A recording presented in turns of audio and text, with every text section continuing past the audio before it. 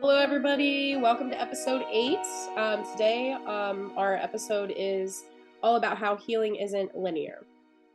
Essentially, no one's journey is ever the same because all of us are different people with different backgrounds and different lives. My healing journey, I think, I think this is also pretty common. It's obviously never ending. That's the whole point of the episode. But there's even particular things that I think I'm healed from, and then I realize that I'm not.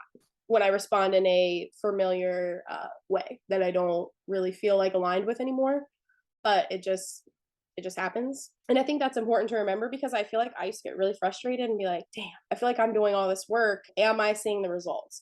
Because I think honestly, in 2022, that's like a thing. Seeing results for something, I think, like going to the gym. Somebody starts like going to the gym or working out, and it's like you don't see like the immediate results. So I feel like that can be very frustrating. So if you are somebody who is in the very beginning, just remember that that's normal.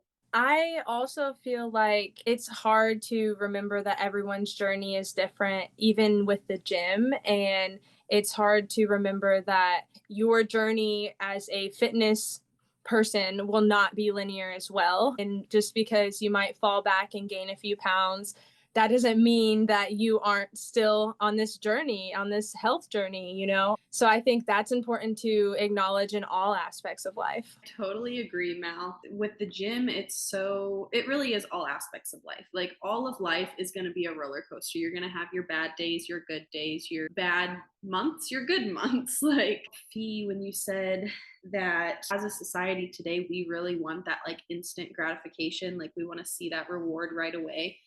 I thought of the book I'm reading, Atomic Habits. Literally, I have my note written down because the chapter I just read was about like making there's Eddie.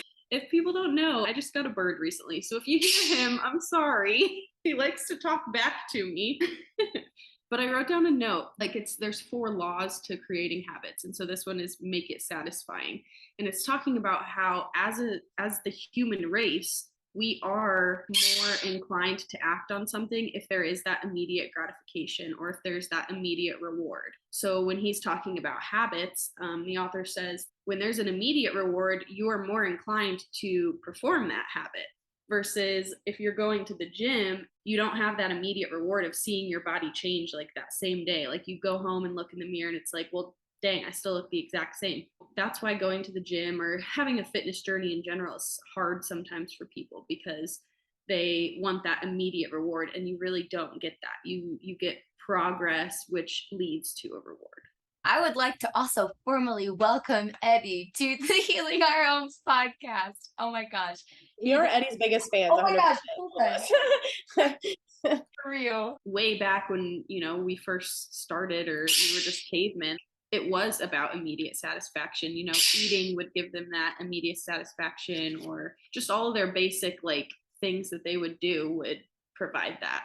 That's how the human race is. That's why it's normal to us. You know what? I feel like what I had to say, we've kind of like moved past it. So I'm honestly just going to move on. I'm going to move on to topic number 2 because I feel like I have more to say there. There is no heal all solution, which I think is like a very important reminder as well. Having a toolbox of your own of just kind of like coping mechanisms, and this is just for like healing, but like for like life, is so helpful and so beneficial. A big thing for me, I think, is creating just like small like daily habits that I can be consistent with, that I can put into my everyday life that are also coping mechanisms for things in life, such as like taking a walk or journaling or whatever, because I have been really bad in the past with waiting until I am literally drowning, then trying to save myself, which is, please don't do that.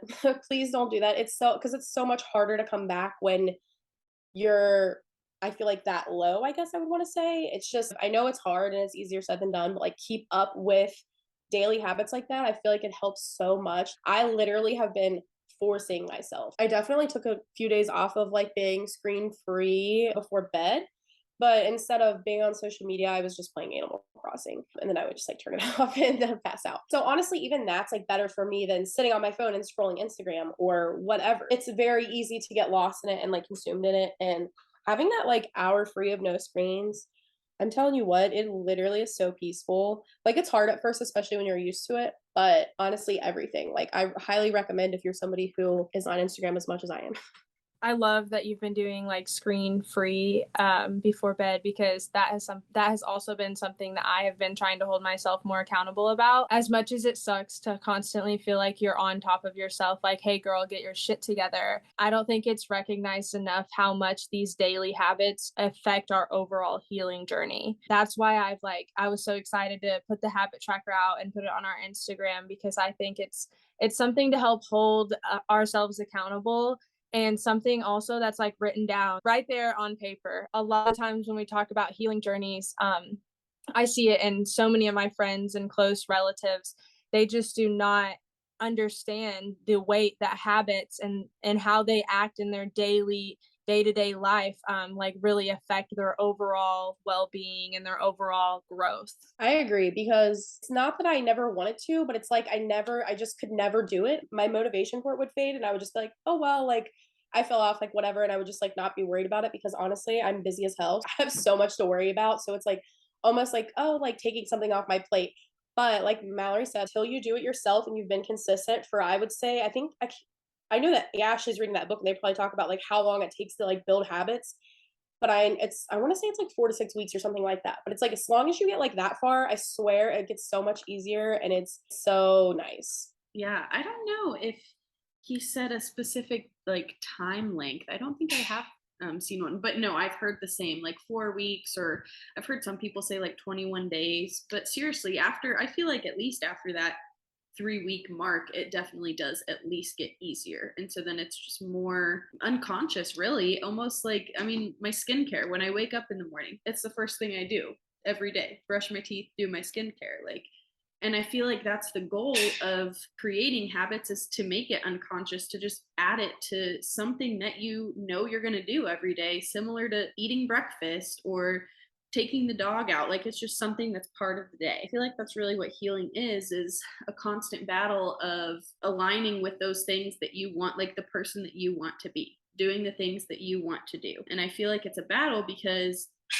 the gravity that is societal influence, especially today, especially with social media, especially with, I mean, just everything. But the gravity that is the societal influence that we face every single day keeps knocking us off of our path, influencing us to think differently about ourselves, to do something that we might not usually do. It's all about just figuring out the person that you want to be and the actions that that person would take, and constantly correcting your actions. I think you said it earlier. Sometimes you will act out of alignment with yourself. And that's when you kind of think, am I really healed? Like, I thought I healed that part, but I just acted out of alignment with the person that I want to be. And it's about just recognizing that, recognizing, you know, what you did that was out of alignment, how you would act if you were acting in alignment, and constantly recorrecting yourself. And it is a constant battle. It's so hard. It really is, but it's worth it. I love that you had to emphasize it's so hard, but it's so worth it. I feel like that applies in so many aspects to your healing journey. I want to touch on what you were talking about as far as like our society's influence and stuff. I think a part of our healing toolbox is managing distractions. And that goes along with what Felicia was saying, is willpower. It's so difficult, especially for someone who grew up not having boundaries for themselves, who grew up with adults around them who didn't have boundaries for themselves. So how do you have boundaries to hold yourself accountable when you've never seen it displayed? It's also important as a part of your healing toolbox to give yourself some grace and to understand you might fall back, but that doesn't mean anything. Someone who smoked cigarettes for 20 years can quit after 20 years and smoke a cigarette once and not be a smoker again, if that makes sense. We might fall back on our old habits, but we have to give ourselves grace. What Mal said about being a smoker for so many years, and then once you quit, like, that's what I feel like in this book that I'm reading, The Atomic Habits, he says your identity is based on the actions you take and the habits that you have. So and I listened to a podcast this morning too, where they said, just because you run, whether you're running a mile and you walk half of it, the fact that you ran, you're a runner. So the actions you take is how you form your identity. The habits that you have is what forms your identity. And that's huge. That is huge, because it's just proof that your identity can be whatever you want it to be. And I think that we say that a lot when we're younger, but it's like you grow up and then I don't know, like you become an adult. And I just feel like life happens and you're busier, maybe, or I don't know, maybe you have more responsibilities. I'm not sure, but it's like it just kind of like disappears. And it's like it really is still real. And the more I think that you say things like that, the easier it is to like believe it or like write it, which is like I think really good. I have like I don't know, some saying things outside or out loud sometimes feels weird, but like it really is oddly empowering to hear yourself say it because then it feels more true or more real. I was just going to say, I wish I could think of the exact quote. I should have wrote it down earlier. Glennon Doyle always talks about how we were talking about how it's not easy. And then I feel like people are like, oh, well, great. So basically, essentially, you're telling me that it's hard and it literally never ends. And I feel like it's so discouraging, but it's like, I swear it's so worth it. And if you are in any part of it, I am so proud of you because it isn't easy. Like, it's so much easier to go the other way, to not give a fuck, to do whatever you want, to spend your time scrolling the internet, to eat whatever you want, to not put any intention behind your day, to not write out a list of things you have to do because almost if you don't see it, then it's like it's out of sight, out of mind. But it's so rewarding going the opposite direction and literally just living your life intentionally. I love that you said that it's so easy to just go the other way, because I have definitely been on both aspects of it, of not caring and doing whatever impulsive thing that I wanted to do that day and not trying to keep on track of myself.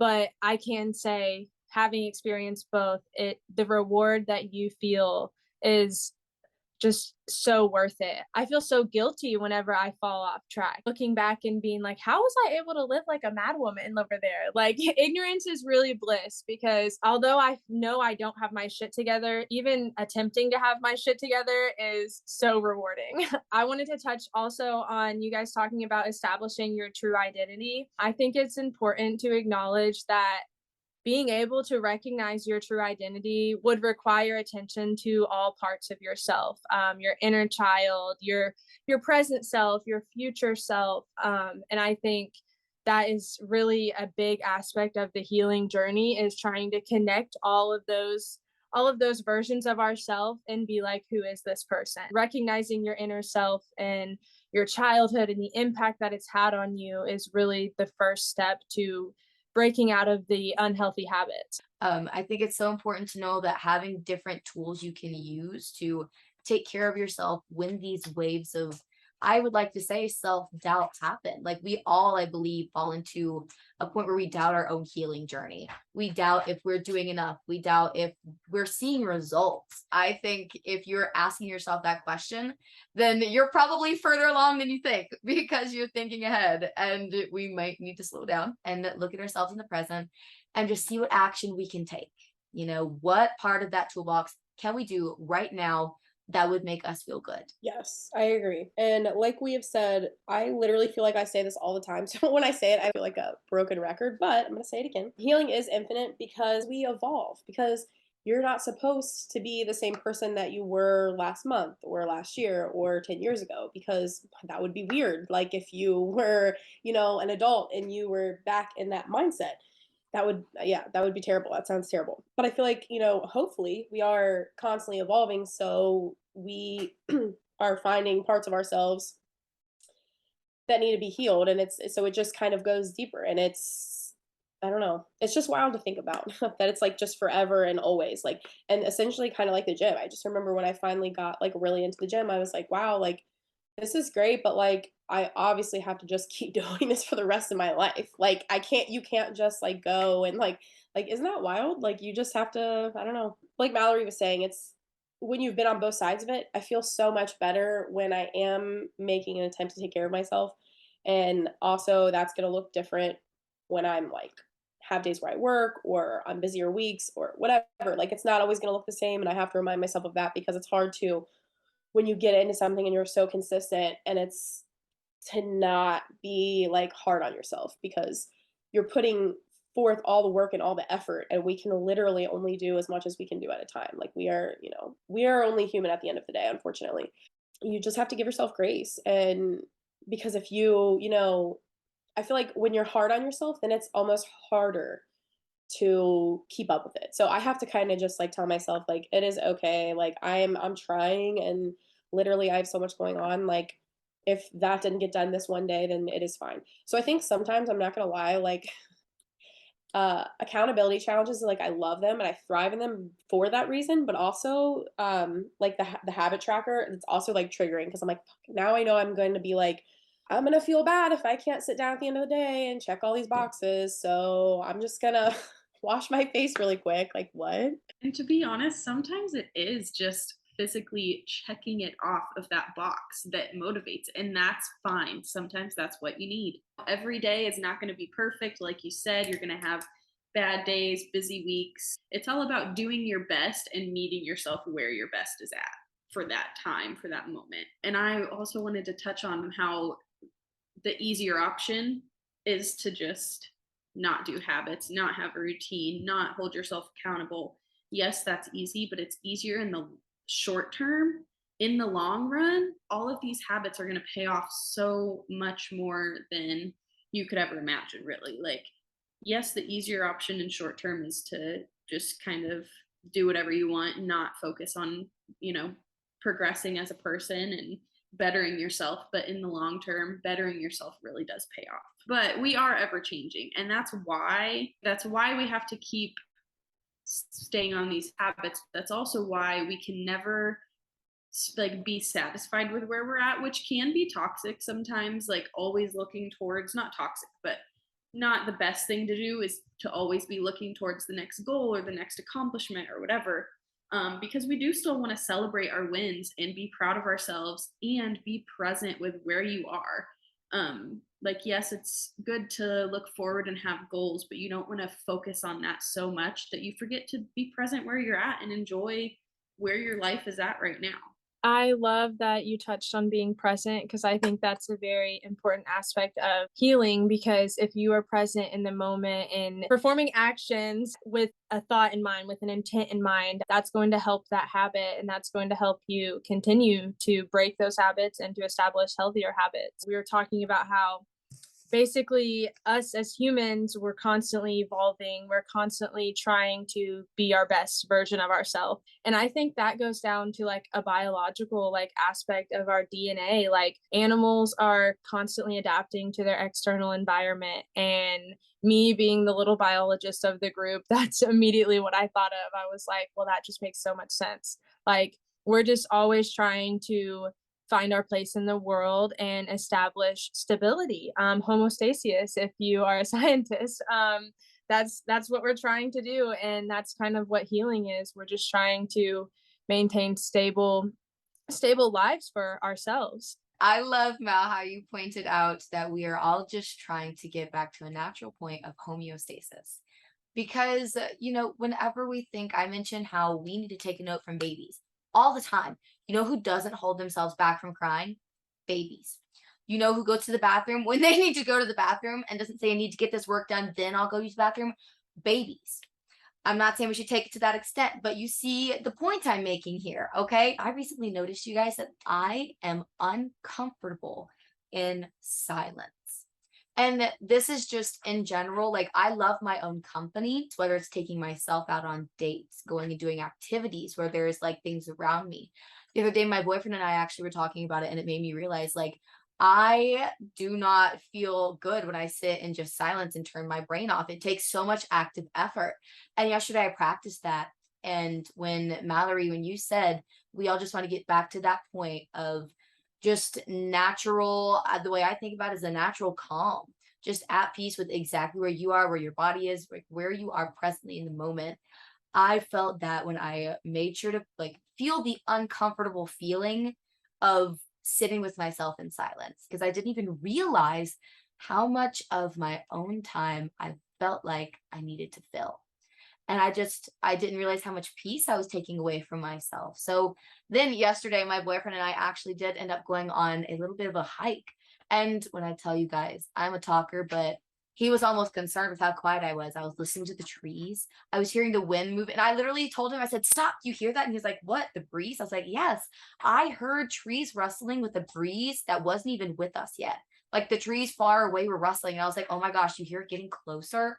Oh my gosh, I felt like I was an avatar and I was bringing the winds to us. It was incredible, and I just felt so present with and connected to the moment and to nature, and just taking the moment to slow myself down and realize that I don't have to fill every one of my moments with an activity or with a screen. Felicia had said that the other day. She said in our Snapchat group, she goes, and I know Amanda might not want to hear this, but because when I think about my relaxing activities, I think about playing video games. That's a screen. Whenever I go on these hikes, I was like, oh my gosh, I want to get cute videos of my dog. That's a screen, still in nature. Just so I had to make sure that I took that screen away and that I made myself uncomfortable with what I knew would benefit me more in the long run, which was being silent. And at 22 years old, I feel proud to say that I've been working on like healing for at least 1 to 2 years. And I'm not an expert by any means, but in my personal journey, the fact that I hadn't realized I was uncomfortable in my own silence says so much to me. For me, like we were saying earlier, being present really brings me so much peace. And I think that that's why at the end of the day, screen detoxes just hit so different because it's just me and my thoughts. Like I'll journal and typically like read or something like that if I don't get on any screens at all.